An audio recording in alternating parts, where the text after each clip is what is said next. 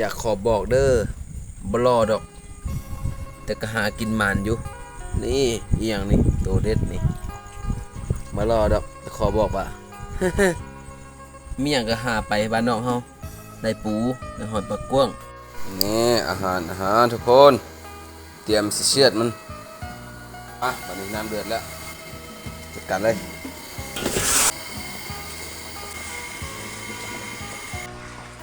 เอามาทุกคนออมเตาแซ่บน้ำก่อน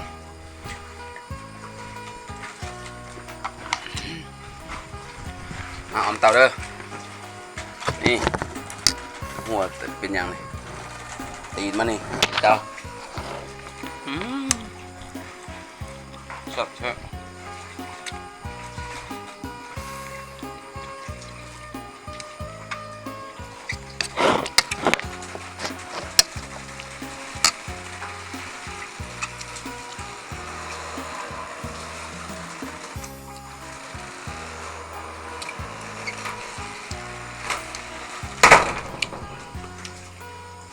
มันเป็นกับมึง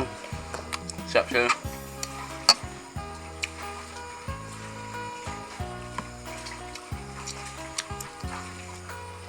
กินอยู่หนองนะอยู่หนองไก่เงินนี่แหละ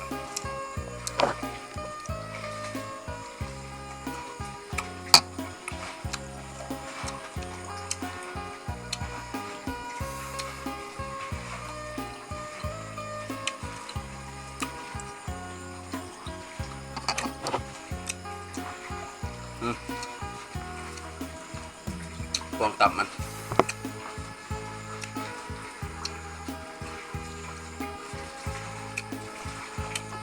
แซ่บโคตร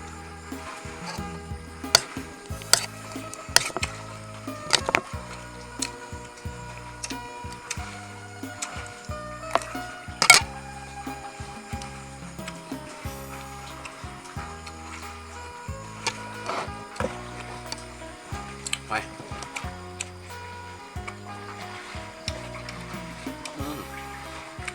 แซ่บไปเพิ่มมันยังก่อน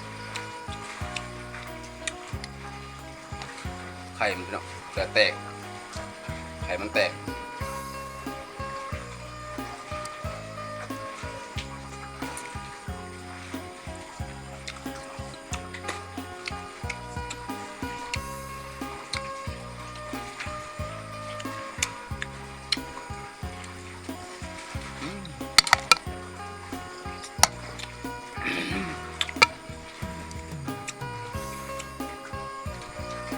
พวงตับเป็นยังไงตับเตา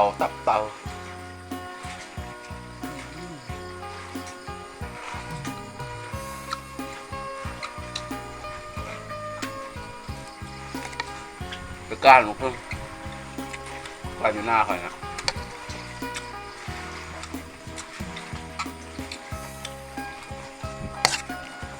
มานเฉย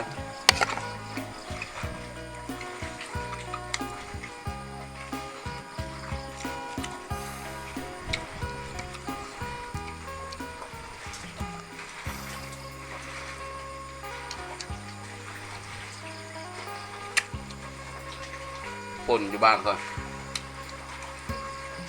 ไม่พูดอยู่เมืองอื่นควรบอกนี่เมืองเรียนทองแข็งมีลมไส้เด้อฝนแห้งขึ้นกับฝนอยู่ตอนเช้าหนึ่งย่ำกับฝนขึ้นอยู่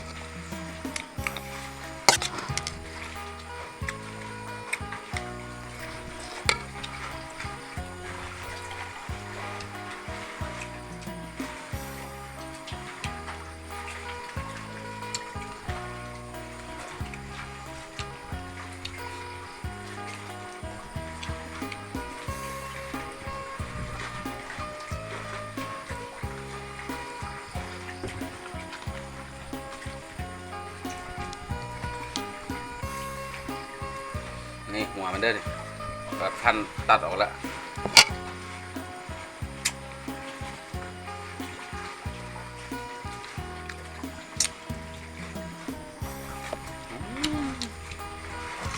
แซ่บเกิน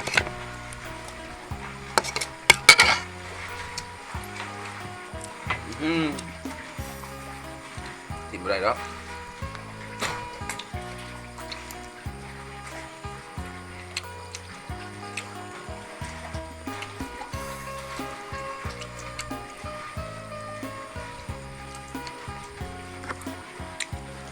ครับ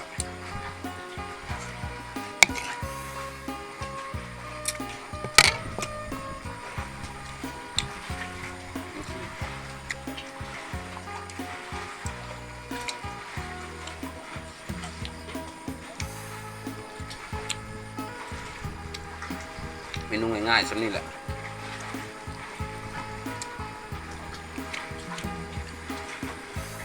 มาเช็ดผัดเผ็ดเครื่องมันบกครบจะเลยบกเผ็ด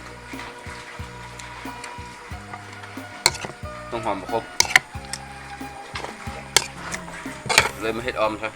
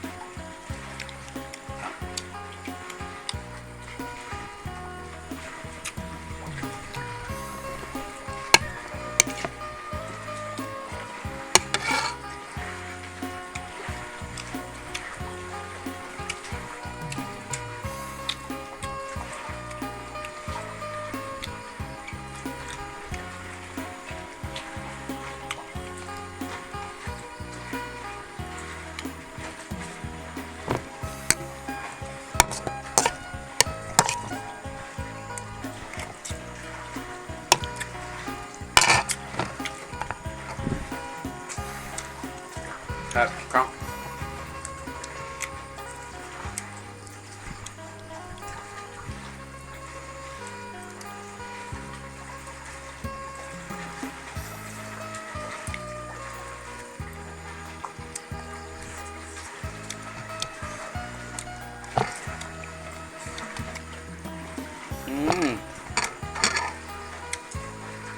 อิ่ม